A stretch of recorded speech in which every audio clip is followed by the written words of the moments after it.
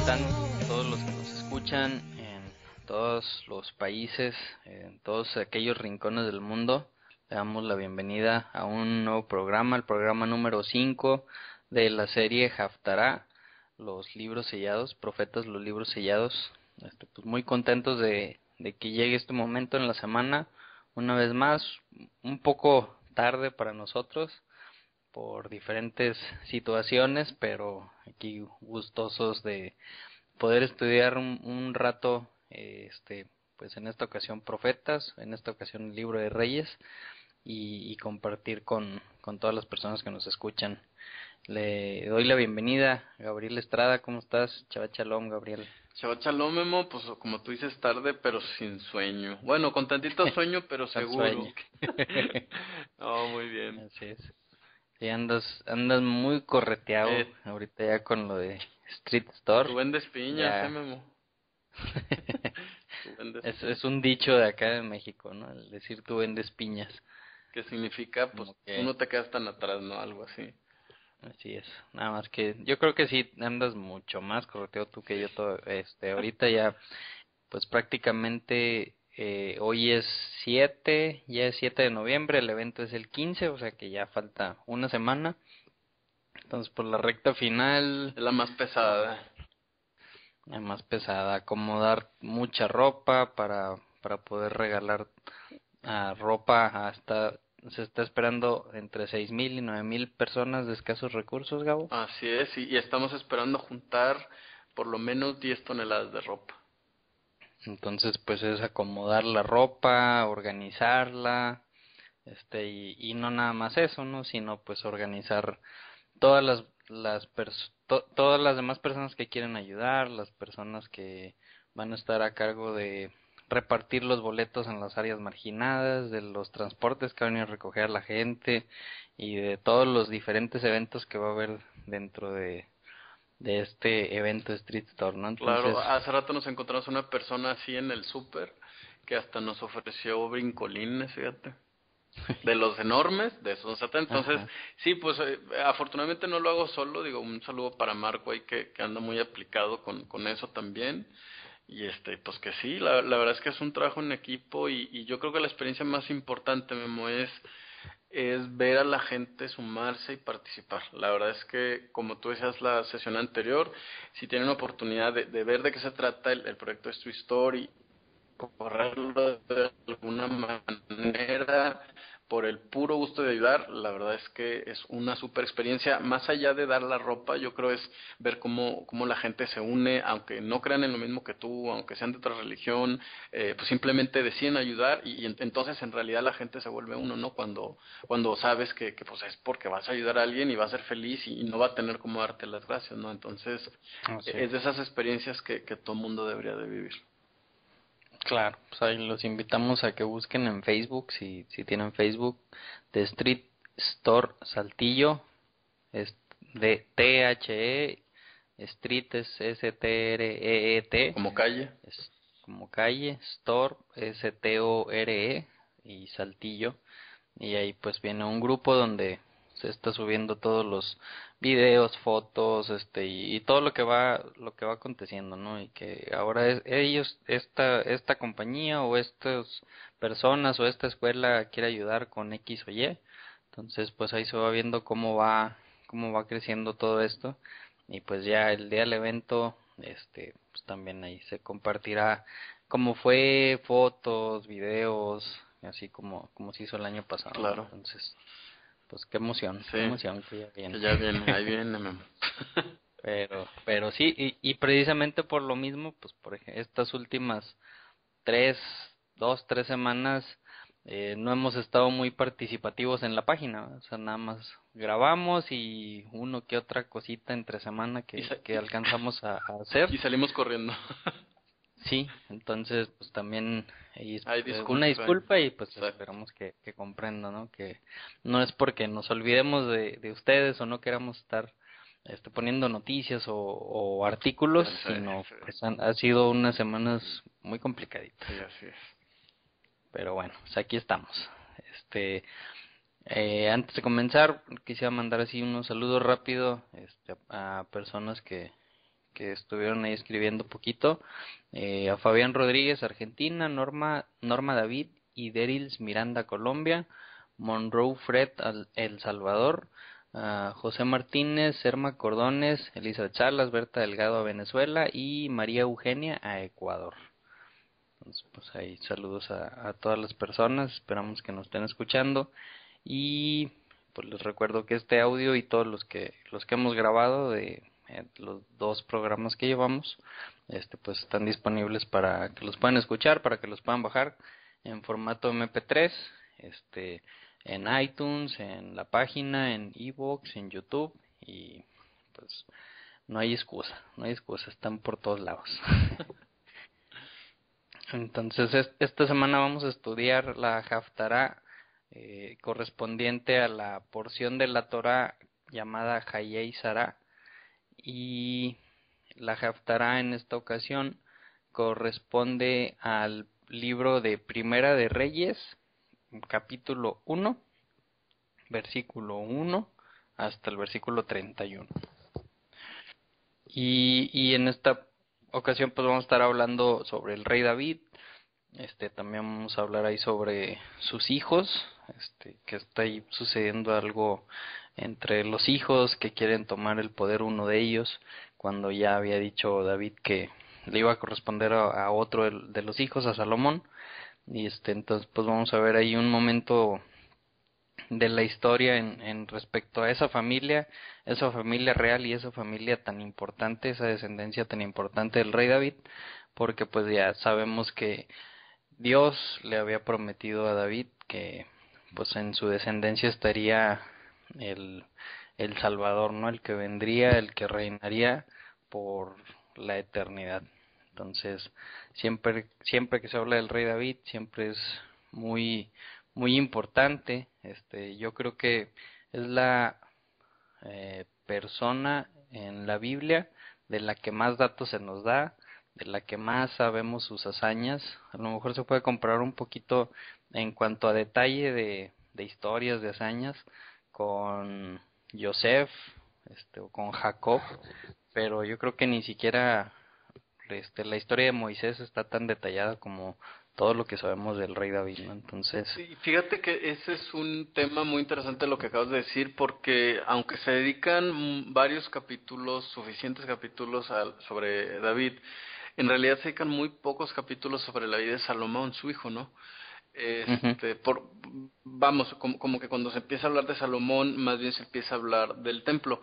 Y fíjate que eso llama también mucho la atención, Memo, porque resulta que la época en la que vivió el rey David es la época de la que menos hay evidencia en la arqueología, ¿no? En las últimas semanas se ha descubierto vestigios sobre el castillo, bueno, el palacio de Salomón más bien, pero son cosas muy nuevas. La verdad es que hay muy poca información arqueológica al menos, obviamente derivado de algunos temas y situaciones políticas ahí en Israel, de que pues prácticamente esa zona de Israel, de Jerusalén, está más bien controlada por los palestinos, ¿no? Entonces, pues fíjate nada más, o sea, qué contradicción que mientras en la Biblia sabemos mucho de quién era David, en el mundo real mucha gente duda, ¿no? Que ya incluso ha existido.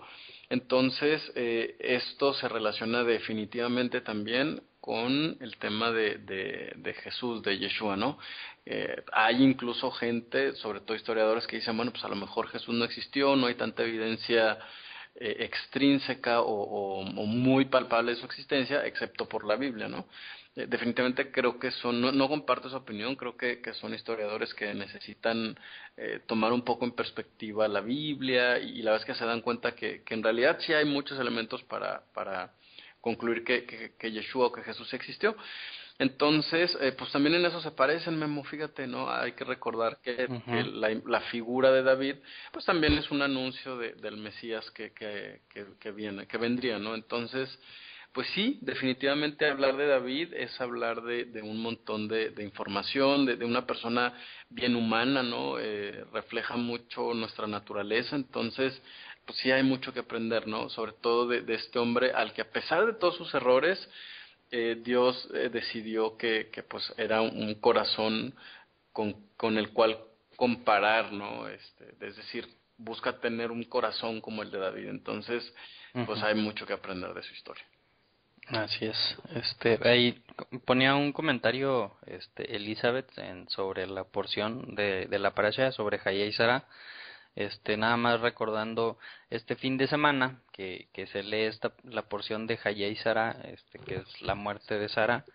Normalmente es el fin de semana de fiesta en Israel, donde se juntan muchas personas en la ciudad de Hebrón. En Hebrón es donde David compró aquella cueva de Macpela, que es donde enterró a Sara, ¿no? Entonces, nada más ahí como dato. Oye, qué casualidad, ¿eh? Ujú. No, Sí, sí, sí. porque acuérdate que acaba de haber hoy algún conflicto en Hebrón y se acaba de declarar esa tumba como patrimonio palestino. Así Aunque es. ahí también está José, ¿no? Ujú. Enterrado. Eso, pues ellos, vamos, pues casi no son familiares de José, entonces, pues realmente ahí la tradición en todo caso sería más judía, pero bueno, pues eso es lo que acaba de suceder. Qué casualidad que sea lo que está pasando, o que está casi al mismo tiempo que la parasha, ¿eh? Sí, sí, sí. Imagínate si los acontecimientos mundiales hoy empiezan a tener que ver con en qué parte de la parasha vamos, entonces estamos viviendo tiempos súper entusiasmantes. Sí, me acuerdo, el año pasado hubo un discurso de Benjamín Netanyahu, Ajá. el primer ministro de Israel, que estaba hablando en la ONU, ¿no? Se paró, y se levanta y empieza a hablar sobre un pasaje de Isaías, y pues da un mensaje al mundo en la ONU. Imagínate, ver eso en la actualidad. Claro. Eso fue en el 2014. este, pues que se levante el dirigente de Israel enfrente de la ONU y todo el mundo lo escucha. Un mensaje que pues obviamente va a llegar a cada rincón del mundo. ¿Y de qué habla? Habla de Isaías, habla de un mensaje de Isaías, y ese mensaje de Isaías correspondía a la porción de la Haftará Wow. de la semana anterior. Wow. Entonces, qué padre, ¿no? Y qué interesante. Entonces, qué padre que estemos estudiando Haftarah. Claro. Este, pero bueno, entonces, pues ya vamos a comenzar. En Primera de Reyes, capítulo 1, versículo 1, y dice: el rey David era ya tan anciano y tan entrado en años, y esto en hebreo como se lee exactamente igual que como dice en Génesis 24:1, como habla sobre Abraham. También dice pues que Abraham era ya tan anciano y tan entrado en años, ¿no? Entonces, en a lo mejor en español se nos puede pasar un poquito de seguido esto, pero en hebreo, las personas obviamente que conocen el hebreo perfectamente, al leer esta pequeña frasecita en en Primera de Reyes 1:1, luego su mente se va allá a Génesis 24, y que precisamente Génesis 24 está en la porción, en la parasha de Jaya y Sara, ¿no? Entonces, ¿por qué escogieron este pedazo de Primera de Reyes? Pues esta es una muy importante dato, ¿no? De por qué que por eso se escogió.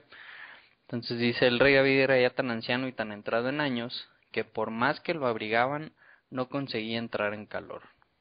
Este, entonces, ¿por qué no podría entrar en calor? Escuché una versión o una enseñanza rabínica judía antigua que la verdad no me hizo mucho clic, pero lo que enseña esta enseñanza judía es que, si recuerdan, el rey David en alguna ocasión, cuando estaba siendo perseguido por el rey Saúl, que pues el rey Saúl fue el primer rey elegido por el pueblo, y el rey David fue el elegido por Dios. En una ocasión en una cueva estaba dormido el rey Saúl y pues todos su ejército, y el rey David se mete ahí en la cueva y le corta un pedazo de la vestidura al rey Saúl, y después se la muestra para decirle, mira, pude haberte matado y no lo hice. Así como diciendo, pues yo tengo compasión, y no ando tras tu cabeza. Entonces enseña esa tradición que como David no tuvo respeto por la ropa, entonces que en esta ocasión pues estaba siendo de alguna forma castigado porque no tuvo respeto por la ropa y ahora no podía entrar en calor. Eh, a mí no, como que no se me hizo así mucho clic. A veces pues se le busca y le rebusca pues para encontrar alguna otra explicación, aunque aquí yo creo que realmente lo que está explicando es ya no podía entrar en calor porque pues ya estaba muy viejo. Fíjate que eso que tú comentas, sí, a mí me llama mucho la atención porque los rabinos una y otra vez insisten en la ley de la retribución, ¿no? Los rabinos dicen, ok, por ejemplo, en época de Jeremías dice, por cuanto las mujeres veían por debajo del hombro a los pobres, dice, bueno, entonces Dios va a hacer que los pobres se queden en su tierra y que las mujeres ricas se vayan y que se vayan pelonas y descalzas, ¿no? Entonces, hay muchos ejemplos así en los que ellos dicen, pues lo que ellos querían hacer, eso fue lo que recibieron. Y esa es la base, Memo, para la que Jesús va a decir más adelante, dice que hasta el vaso de agua que tú le des a alguien te va a ser retribuido. Entonces, pues qué raro, ¿no? Digo, la verdad es de esas cosas que si uno se queda pensando y dice uno, bueno, ¿de verdad Dios era tan estricto con Israel? Bueno, pues ya preguntaremos después cuando venga el Mesías, ¿no? Así es. Entonces, bueno, pues ya estaba muy anciano, no entraba en calor, aunque le pusieran mantas. Y también hay que acordarnos, ¿no? En aquella época en Israel puede llegar a ser muy frío y pues no, las ventanas que tenían las casas en aquellos tiempos pues no tenían vidrios, entonces pues el aire también entraba muy fácilmente y pues una persona mientras más anciano se hace, pues sí, es más difícil que consigas tener calor, ¿no? Entonces, dice, por eso sus servidores le dijeron, busquemos a una joven soltera para que atienda a su majestad y lo cuide y se acueste a su lado para darle calor. Y pues ahí como que se escucha raro, ¿no? No puede entrar en calor, pues bueno, vamos a buscarle una joven para que lo atienda y pueda entrar en calor. Entonces, yo creo que ahí la imaginación se va para todos lados y empezamos a pensar muchas cosas, ¿no? Ahí la palabra que se utiliza para una joven soltera, en esta traducción que estoy leyendo, la nueva versión internacional, joven soltera, realmente la palabra es betulá, que betulá significa virgen, literalmente virgen, ¿no? Lo que conocemos que es una virgen. Allá en Deuteronomio nos habla sobre una virgen, utiliza esta palabra betulá cuando explica que la mujer, después de la primera noche de bodas, guardaba algo como garantía para decir que si era virgen, ¿no? Que era pues una sábana manchada con sangre. Muy explícita la explicación Claro. en Deuteronomio, pero ahí nos damos cuenta que realmente esa palabra betulá es lo que significa, ¿no? Virgen, tal cual. Hay otra palabra que a veces se traduce como virgen, pero no significa virgen, significa una mujer muy joven, que es la palabra alma, como la que se utiliza en Isaías 7:14. Allá dice, por ejemplo, por eso el Señor mismo le dará una señal, la joven concebirá y dará a luz un hijo y lo llamará Emanuel. En algunas versiones, no ponen la joven, ¿no? Sino se traduce como la virgen, pero realmente esa otra palabra, alma, significa una mujer joven. Nada más, nota pues, aclaratoria, ¿no? De esas dos palabritas, betulá y alma. En este caso, pues si dicen busquemos una mujer virgen, no necesariamente tiene que ser joven, pero virgen. Y pues te puedes imaginar muchas cosas de qué va a hacer esa mujer para mantener caliente al rey David, ¿no? Pero aquí mismo nos va a aclarar que todo eso que estás pensando, No. pues no fue así.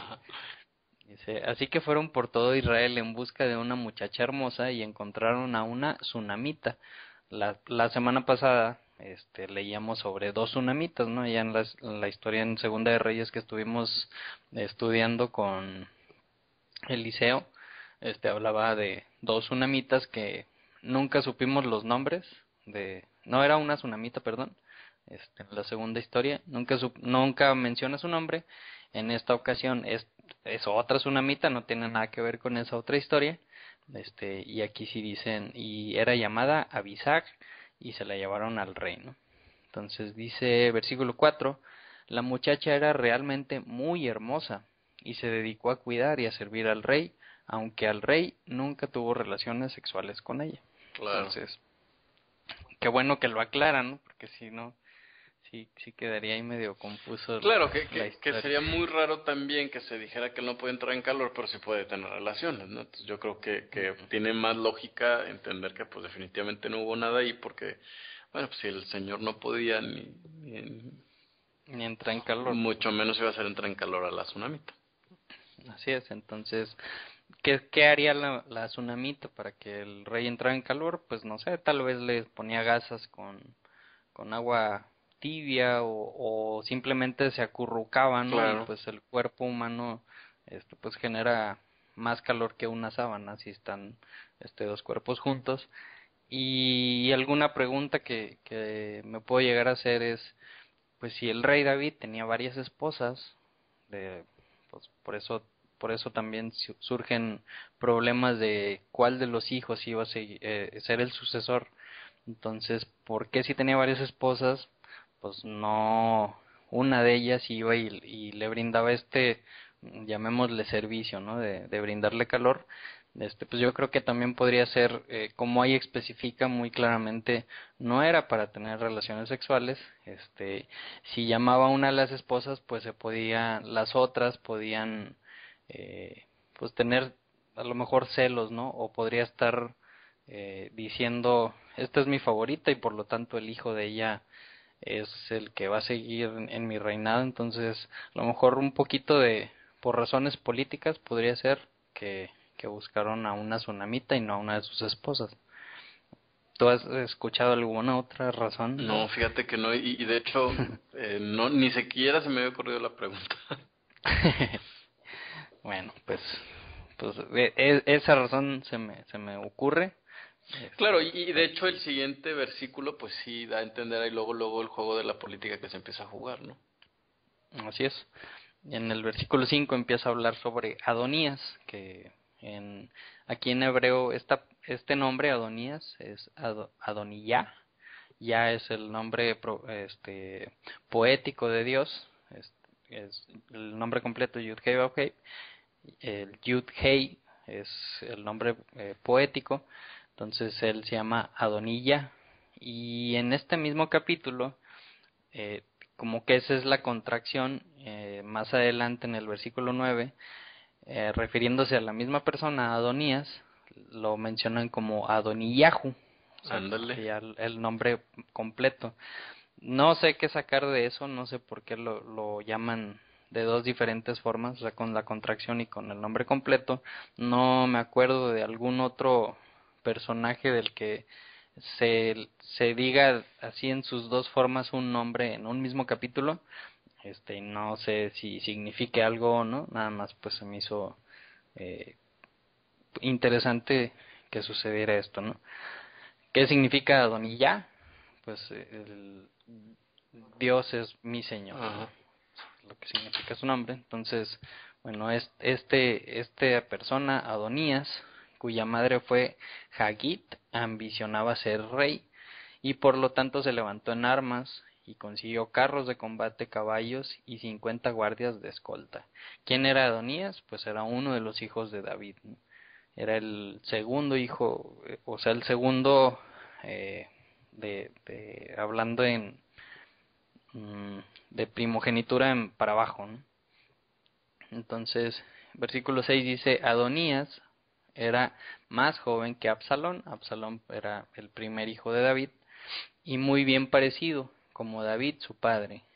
Y dice que David nunca lo había contrariado ni le había pedido cuentas de lo que hacía, ¿no? O sea, como que nunca se había metido con él, y pues me imagino así como que era un tipo junior, ¿no? Claro, Que hacía lo que quería. y fíjate que comentan aquí unos rabinos que él fue el cuarto hijo de David, nacido precisamente en Hebrón. Fíjate, volvemos al tema. Ujú, Y cierto. qué casualidad. Y se supone que ya habían muerto tres de los hijos de David, Amnón, Daniel y Absalón. Entonces él se consideraba pues que en la línea de El sucesión que era sigue. el que seguía, ¿no? Pero obviamente debió haber visto, ¿no? El gusto que tenía David por Salomón. Entonces, seguramente fue una movida política, pues muy casi casi natural, ¿no? Claro, sí, sí, pues ya sabía la preferencia que había por Salomón. Yo creo que pues ya lo había escuchado, ¿no? Que la promesa que le había hecho David a la madre de Ajá. Salomón de que pues Salomón sería el rey, y pues yo creo que dijo, pues mi papá nunca me ha nunca me ha contrariado, nunca me ha dicho nada, de que esté mal lo que haga, pues ahorita ya está viejito, ya ni se puede calentar él solo, pues déjame, tomo el poder antes de que ya se vaya a morir y nombre a Salomón, ¿no? Antes de que sea demasiado tarde, ahorita me levanto, tomo el poder, y si una persona se proclamaba rey y el pueblo lo aceptaba, pues era tan válido como que si el rey dijera este es mi sucesor, ¿no? Entonces se podía generar ahí un problema muy fuerte, este, pues de connotaciones, pues diríamos ahorita de guerras civiles, ¿no? Donde habría dos reinados en un mismo reino, y pues Así qué cosas. Y bueno, entonces dice el versículo 7, Adonías se confabuló con Joab, hijo de Sarbia. ¿Quién era ese Joab? Joab era pues una persona muy allegada al rey David, que en una historia que se nos cuenta, pues Joab mata sin consentimiento de David a dos generales de pues uno de los enemigos, ¿no? Que tenía ahí el rey David. Entonces, como lo mató sin consentimiento, pues como que ya dejó de cayó de la gracia de David, digamos, tanto que más adelantito, cuando ya va a morir David y le está pasando instrucciones a Salomón, a su hijo, ya para reinar, le dice que se tiene que deshacer de este Joab precisamente porque mató a esos dos generales, ¿no? Y pues causó muchos problemas otra vez políticos en cuanto a ese reino contrario, ¿no? Sí, fíjate que otra cosa muy importante es que la relación entre este personaje y David había ido decayendo porque también, vamos, bueno, aquí el comentario dice que Joab era el comandante en jefe del ejército de David y él había mandado matar a Abner Ben Ner, un oficial del ejército muy apreciado por David. Entonces, fíjate cómo los temas que empezamos a tocar, Memo, nos van encaminando hacia un solo punto, ¿eh? No sé si te das Ujú. cuenta que podríamos decir cuáles son los elementos comunes en estos pocos versos que llevamos. Son la Política y poder. política y poder. Qué estorbo, qué Sí, estorbo, la verdad. así es. Entonces, bueno, este Adonías se confabuló con Joab y también con el sacerdote Abiatar, y estos le dieron su apoyo. O sea que ya tenía ahí pues un general y un sacerdote, ¿no? Y quienes no lo apoyaron, versículo 8, fueron el sacerdote Sadoc, que era pues el sumo sacerdote, Sadoc, Benías hijo de Joiada, el profeta Natán, Simi y Regí, la guardia personal de David. O sea, ellos dijeron, no te aceptamos como rey, ¿no? Y pues como que este Adonías quiso hacerlo por sus fuerzas. Claro, claro, o sea, aprovechar, ¿no? Vas a confiar mucho en su inteligencia, en su estrategia.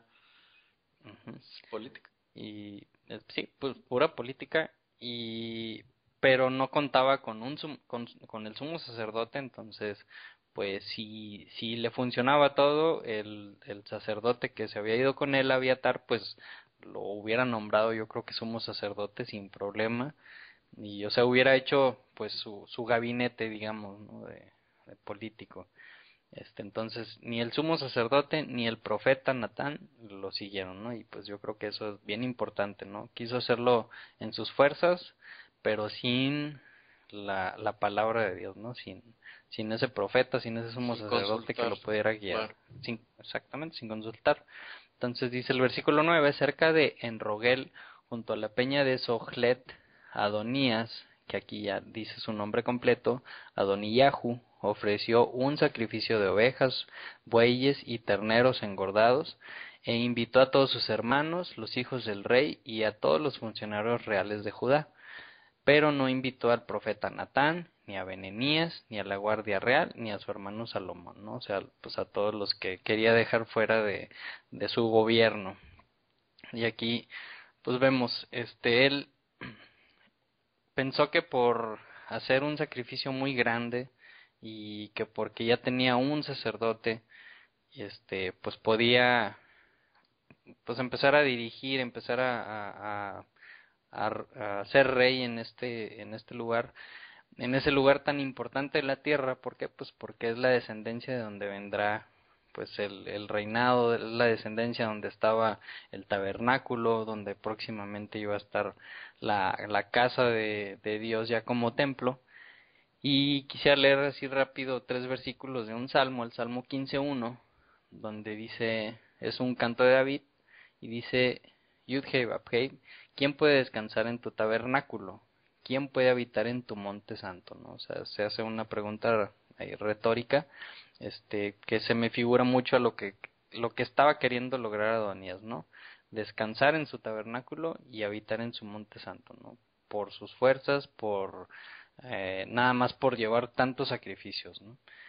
Y el versículo 2 y versículo 3 contesta, dice, aquel que camina sin culpa y obra la justicia, que habla la verdad en su corazón, quien no ha hablado con picardía con su lengua, y que no hace mal a su prójimo, ni busca reproche contra aquellos que moran cerca de él, ¿no?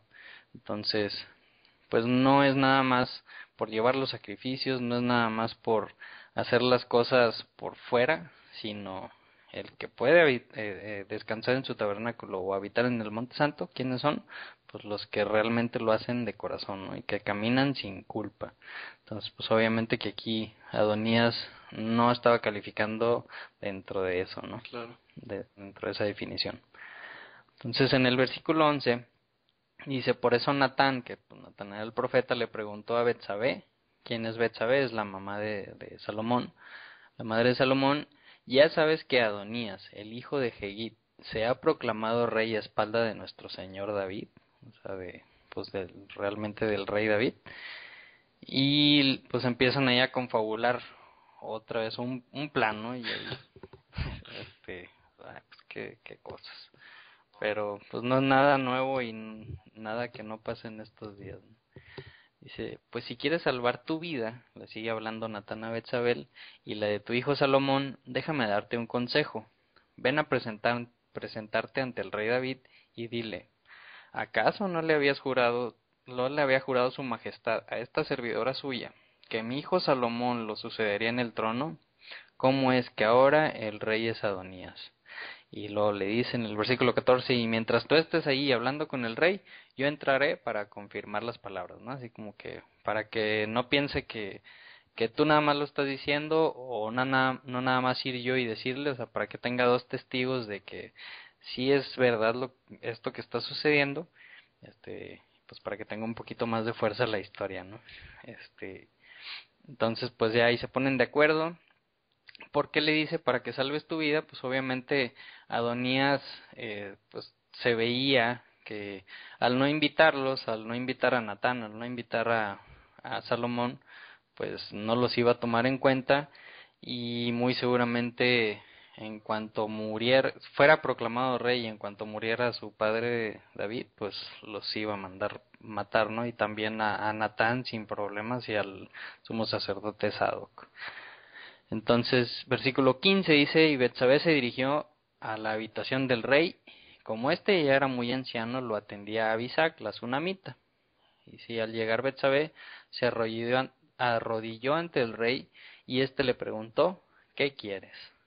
Y versículo 17 le contesta, mi señor juró por Dios, por Yud-Heh-Vah-Heh, su Dios, a esta servidora suya, que mi hijo Salomón sucedería en el trono a su majestad.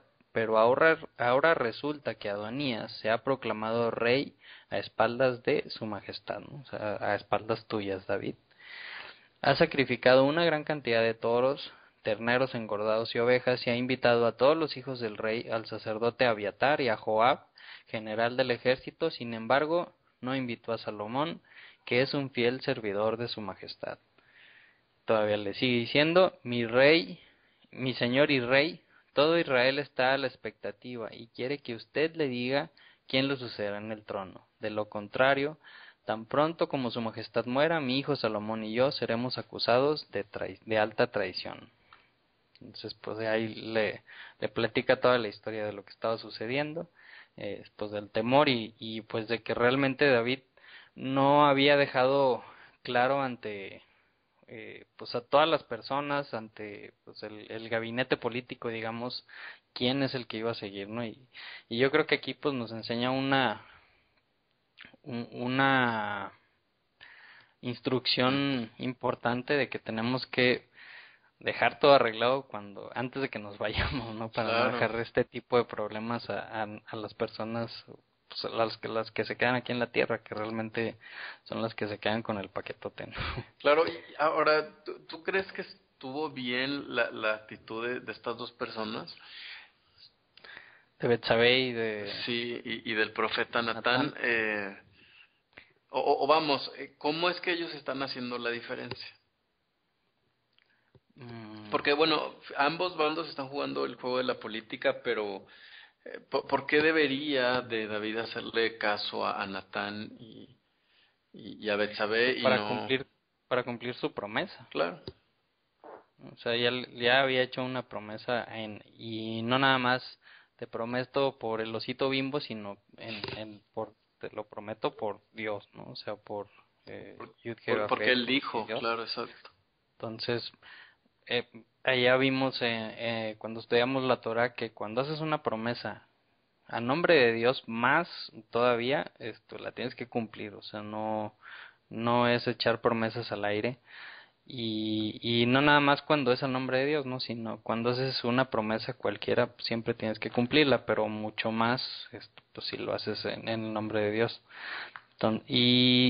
Y también pues tenemos el precedente que el rey David, como que de entre sus cosas buenas y sus cosas malas que se nos enseña, pues como que no se metía mucho a regañar a sus hijos, ¿no?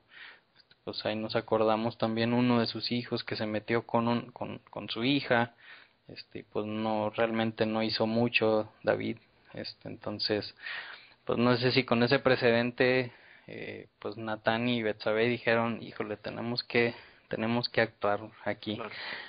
Y pues eso me recuerda mucho, pues ahí a lo que pasó con Raquel y Jacob, ¿no? Que también tuvieron que hacer ahí confabular y Ah, es hacer un cierto. plan pues para que su hijo, el que no tenía la promesa, pues que no fuera a tomar ahí no era un reinado, pero pues era la promesa de Dios. Entonces, me recordó mucho eso. Entonces, versículo 22 dice: mientras Betsabé hablaba con el rey, llegó el profeta Natán, y el rey se enteró de su llegada. Entonces Natán se presentó ante el rey y arrodillándose le dijo: mi señor y rey, ¿acaso ha decretado usted que Adonías lo sucederá en el trono? Pregunto esto porque él ha ido hoy a sacrificar una gran cantidad de toros, terneros engordados y ovejas, y además ha invitado a todos los hijos de su majestad, a los comandantes del ejército y al sacerdote Abiatar, y ahí están todos ellos comiendo y bebiendo, y gritando en su presencia: viva el rey Adonías. Ouch, ¿no? O sea, que ya todos ellos ya lo habían aceptado como rey, al rey Adonías, ¿no? Sin embargo, no me invitó a mí, porque estoy al servicio de su majestad, ni al sacerdote Sadoc, ni a Benanías hijo de Joiada, ni a Salomón, que es un fiel servidor de su majestad. ¿Será posible que mi señor y rey haya hecho esto sin dignarse a comunicar a sus servidores quién lo sucede al trono? O sea, así como Sí, no, terrible. terrible o sea, digo, ahorita lo leemos y decimos, pues, ay, qué chistosa historia o qué rara historia, pero en ese momento imagínate la tensión, ¿no? Pues ahora sí que en los dos bandos, ¿no? Uno diciendo, híjole, ya la voy a librar, y el otro diciendo, hijo, tengo que hacer algo, si Claro, no, cada quien moviendo no sus pasa. influencias, ¿no? Así es. Entonces, bueno, el versículo 28 dice, al oír esto el rey David ordenó, y por fin algo va a decir el rey David, ¿no? O sea, toda la historia está girando al torno del rey David, pues que la Tsunamita, que Abiatar, que Betsabé y Natán, pero pues, si se fijan, David no había dicho nada en todo lo que va de la historia. Entonces aquí ya por fin va a hablar y dice, llamen a Betsabé. Ella entró y se quedó en pie ante el rey, y entonces el rey le hizo este juramento: tan cierto como vive el Señor, o tan cierto como vive Yud-Heh-Vav-Heh, que me ha librado mi alma de toda angustia, te aseguro que hoy cumpliré lo que te juré en el nombre de Yud-Heh-Vav-Heh, el Dios de Israel. Yo te prometí que tu hijo Salomón me sucedería en el trono y reinaría en mi lugar. O sea, lo que te prometí, te lo voy a cumplir, ¿no? No te preocupes. Y esa frase que dice en el versículo 29, tan cierto como vive el Señor, o tan cierto como vive Yud-Heh-Vav-Heh, es una frase muy común, Jai Jehová, que era una forma de asegurar algo muy intensivamente, ¿no? Este, y dice que me ha librado mi alma de toda angustia. La palabra que dice ahí como que me ha librado es la palabra padá, que significa redimió o pagó el precio, ¿no? Y se me hace una palabra muy interesante, y que lo está diciendo aquí, ¿no? O sea, tan cierto como vive Dios, ese Dios el que me libró, el que me redimió, el que pagó el precio de mi alma, para por toda la angustia que tuve, ¿no? Esa palabra pada, la vuelve a usar David en un salmo, en el Salmo 34, en versículo 22, donde dice, pero Dios redime, y ahí es la palabra pada, el alma de sus siervos, nadie que toma refugio en él será condenado. Y es la palabra que se utilizaba ya en Éxodo cuando hablaba de que había que redimir al primogénito, de tanto de los asnos, que decía que si tenías un primogénito de un asno, redimían con un cordero, o también es la palabra que utiliza cuando la historia de Faraón, del Éxodo, de Moisés, y al final ya la última plaga, que dice que tuvo que matar a los primogénitos de la tierra de Israel para redimir a, a los primogénitos de Israel, ¿no? Mató a los primogénitos de Egipto para redimir a los primogénitos de Israel.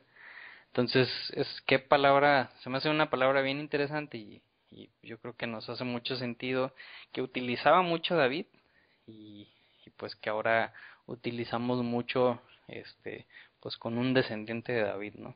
Que pues hace muchas pagas, de muchas otras situaciones. Y pues ya terminando, aquí el versículo 31 dice, Betsabé se inclinó ante el rey y postrándose rostro en tierra exclamó, que viva para siempre mi señor el rey David. Y con esto termina esta Claro, jalata. y qué abrupto o qué manera tan de repente así de terminar tiene la parashá. No sé, si pudieras dividir en tres partes, Memo, o resumir en tres partes el contenido de la parashá, yo creo que queda bien claro lo siguiente, ¿no? Primero, una estrategia por parte de una persona a la que le conviene, o de un grupo, ¿no? Al que le conviene quedar en el poder. Después viene la respuesta, ¿no? Del grupo contrario. ¿Y con qué cierra entonces la parashá? Cierra con la promesa, ¿no? Y hay que recordar que es muy interesante esto porque acuérdate que cuando una persona que ha sido ungida, ¿no?